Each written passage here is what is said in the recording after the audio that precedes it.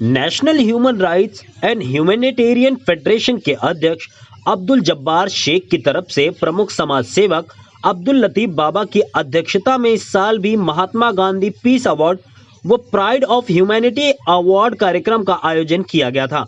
इस कार्यक्रम में मुख्य अतिथि के रूप में गांधीवादी विचारक, प्रमुख वक्ता प्रोफेसर राम पुनियानी और बेबाक सामाजिक कार्यकर्ता विनय दुबे उपस्थित रहे। महाराष्ट्र के अलग अलग जिलों में समाज के लिए बेहतर काम करने वाले 15 लोगों को महात्मा गांधी पीस अवार्ड व मानवता के लिए काम करने वाले चुनिंदा लोगों को प्राइड ऑफ ह्यूमैनिटी का अवार्ड दिया गया।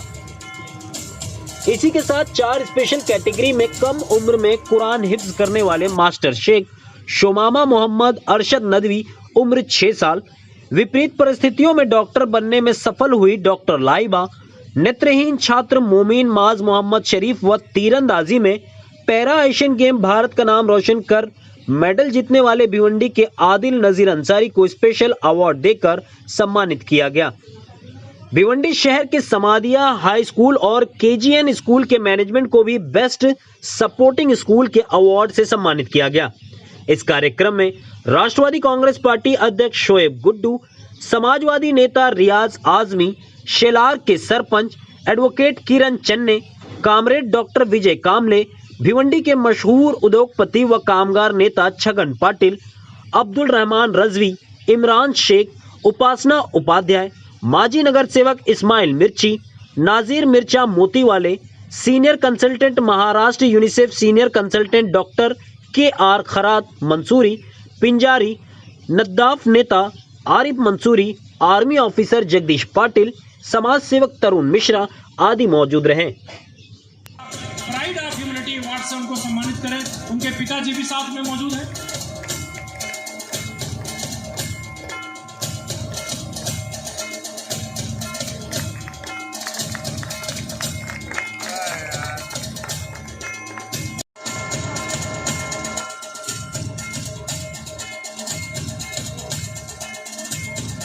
हमारे दरमियान अकबर बिस्मिल्लाह पिंजारी साहब जिनका ताल्लुक समदिया। नहीं, मुझे बहुत खुशी हुई और ख़ास तौर से ज़्यादा खुशी इस बात की हुई कि 2 ऐसे शख्स आज इस स्टेज पे रहे, एक जो सच बताने का काम करते हैं और एक दूसरे विनय भाई जो सच बोलने का काम करते हैं।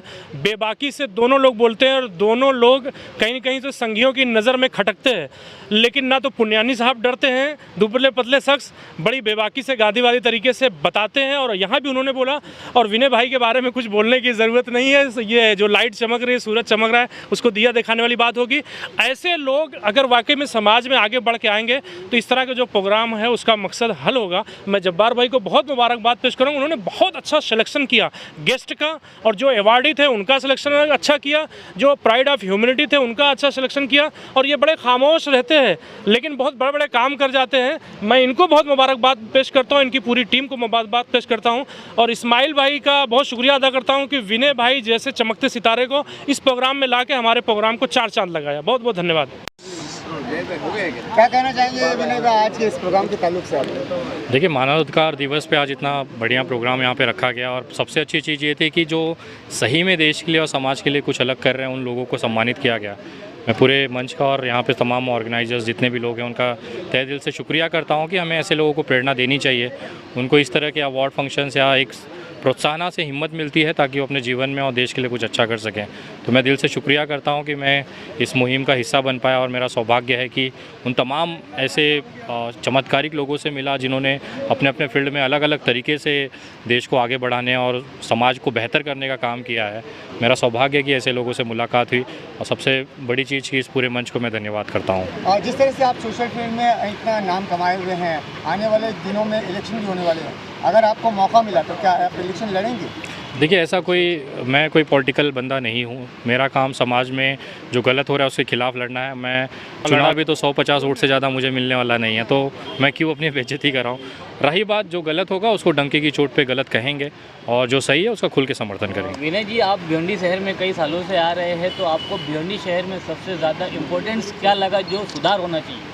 देखिए सबसे बड़ी ट्रैफिक समस्या है, क्योंकि मुझे सबसे ज़्यादा भिवंडी के बाहर से और आने में जो समय लगता है वो थोड़ा सा अगर सही हो जाए तो मेरे लगता है कि भिवंडी जैसी जगह नहीं है। सबसे मेन चीज़ यहाँ के लोगों में जो दिलों के अंदर जो मोहब्बत है एक दूसरे के लिए, जो भाईचारा है। मैं एक हिंदू हूँ, उसके बाद भी इतना सम्मान भिवंडी मुझे अपनापन देता है, वो एक अलग कारण है मेरा भिवंडी आने का। और हमेशा से रेगुलर से आता हूँ। और बदलाव के देखिए हर जगह समस्याएं हैं। कोई भी सिटी, आप मुंबई चले जाइए, हमें लगता है कि यार वहाँ ट्रैफिक बहुत है। तो कोई भी सिटी परफेक्ट नहीं होता। लोगों ने अगर अपने हिसाब से उसे मान लिया कि नहीं ये हमारे लिए जन्नत है, तो वो जन्नत हो जाती है। विनय जी, आपने एक चीज़ कहा कि अपने अंदर जज्बा रहना चाहिए गलत को एकदम, उठाने का, क्योंकि भिवंडी शहर में नेताओं के चमचे बहुत है, तो उन चमचों के लिए क्या बोलेंगे आप? देखिए वो हमेशा चमचे ही रहेंगे सर, उनका क्या ही किया जा सकता है। वो बस वो सहलाते रहना है, वो सहलाते रहेंगे। रही बात अगर आप सही में कुछ अलग से या आपके अंदर वो जज्बा है या जिगरा है कहने का, तो किसी नेता की ज़रूरत नहीं है। मेरे पीछे कौन सा नेता है, फिर भी मैं लड़ता हूँ अकेला। मैं वो ऐसा बैकग्राउंड भी नहीं है कि बहुत करोड़पति बाप की औलाद हूँ। मेरे पिताजी ऑटो ड्राइवर रहे हैं, उसके बाद भी अगर मैं एक सामान्य तौर पर जमानत के पैसे नहीं होते हुए भी अगर मैं जेल जाके बाहर आया हूँ, तो आप लोग तो अच्छे हिम्मतदार लोग हैं, तो बोलना चाहिए। एक आखिरी सवाल विनय जी कि आपको बहुत सारे युवा फॉलो करते हैं कि आपकी विभागता की वजह से, तो भिवंडी शहर के ऐसे जो नुक्कड़ पे बैठ के घंटों बैठ के चाय पीने वाले युवाओं को क्या मैसेज? देखिए जिसको चाय की चुस्की का शौक़ लग गया ना, वो युवा में रहता है ना वो नेता बन पाता है। वो सिर्फ ये जुगाड़ देखता है कि अभी इधर चाय ख़त्म हुई तो और कौन सी टपरी पे कहाँ मिलेगी। तो वैसे लोगों का कोई भविष्य नहीं है। वो 10 साल बाद भी मैं भिवंडी आऊँगा और आपसे पूछूंगा तो आप बोलेंगे आज भी लोग बैठते हैं, और वो नुक्कड़ पे वही प्रधानमंत्री, वही राष्ट्रपति, वही विधायक, वही एमएलए, वही एमपी हैं। तो ऐसे लोगों के लिए आपको क्या बोलना है? देखिए वो किसी का नहीं सुनेंगे सर, मैं कितना भी समझा लूँ। हम लोग रोज़ जाके गालियाँ देते हैं कि यार बीजेपी को वोट मत दो, ये ऐसा है वैसा है। सुनते हैं क्या? 3-3 रात जिता देते, हम लोग कितना चिल्लाएंगे। देखिए मेरा काम है कि मैं एक चीज़ कहूँगा कि आगे गड्ढा है मत गिरिए, फिर भी आपको गिर के चोट लेना है तो आपकी मर्ज़ी है। लेकिन ये जो चाय वाली जो राजनीति है ना, ये हर राज्य में है और ये होनी चाहिए, क्योंकि ऐसे लोग अगर वहाँ इंगेज रहेंगे ना तो बाहर शांति रहेगी। देखिए सर, मेरा कहना बुरा लगेगा बहुत सारे लोगों को, लेकिन अभी भी भाजपा को रोकने की औकात विपक्ष में नहीं है, ऐसा मुझे फील होता है। क्योंकि आपसी जो मतभेद हैं, क्योंकि अगर आप मध्य प्रदेश का चुनाव देखिए तो मैंने देखा है कि कांग्रेस को एक तरफा बैकअप देना चाहिए था सारे विपक्षियों को, लेकिन उसके बावजूद भी वहाँ पे दूसरी पार्टियों ने उम्मीदवार दिए, वोट काटे। अगर एक 40-50 वोट भी अगर सेव हो जाते, सीटें सेव हो जाती, तो शायद चीज़ें बदल जाती। जब आपस में लड़ रहे हैं तो मैं क्या ही उम्मीद करूं कि वहाँ पे रोक पाएंगे। मुझे तो ये डर है कहीं 350 का आंकड़ा ना पार कर ले बीजेपी इस बार, क्योंकि विपक्षी आपस में इतना, अभी सीट का बंटवारा होगा देखिएगा। यूपी में अखिलेश जी कह रहे हैं कि भैया हम यहाँ सबसे बड़ी पार्टी, हमें सबसे ज़्यादा सीट चाहिए। तो अभी बहुत फसले आएंगे 2-3 महीने में, और विपक्ष बहुत टूटा हुआ है। Thank you. Express news Hindi पर वीडियो देखने के लिए करें लाइक, शेयर और सब्सक्राइब। बेल आइकन दबाना ना भूलें।